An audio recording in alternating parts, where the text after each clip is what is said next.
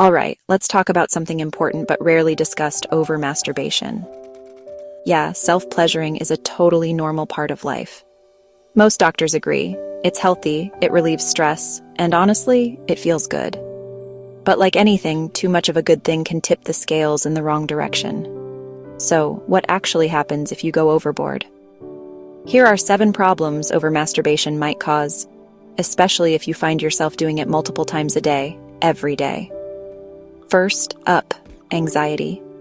When you get too comfortable with solo pleasure, you can actually end up struggling with performance anxiety when you're with a partner. Worrying about things like size, stamina, or how to please someone else can become way more intense. Number 2, chronic fatigue. Here's the science. Masturbation releases cortisol, which is a stress hormone. Too much, too often, and you might notice you're just tired all the time. Like you can't shake that worn-out feeling. Third, back pain or discomfort. Overdoing it can mess with your hormones, triggering inflammation in your body. That's actually one reason some people get lower back pain after frequent sessions. Fourth, groin and testicular pain. There's a loop between your brain and your glands. When you overuse the system, you can end up with chronic discomfort in the groin or testicles. Not fun. Fifth, penis shrinkage. Especially if you start super young, too much can lower your body's growth hormones, which might mean your organ doesn't reach its full size. Sounds wild, but doctors have noticed the trend. Number 6, premature ejaculation.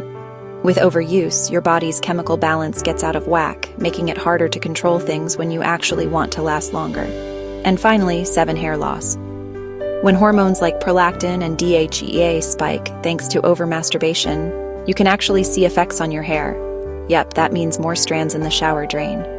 So if you recognize any of these signs in yourself, don't panic, but don't ignore it either. It's all about balance. If it's becoming a problem or you've got questions you're too embarrassed to ask your friends, reach out to a doctor or a sexologist. Seriously, it's more common than you think. Remember, your health, mental and physical, matters. Take care of yourself, and don't be afraid to talk about things that matter.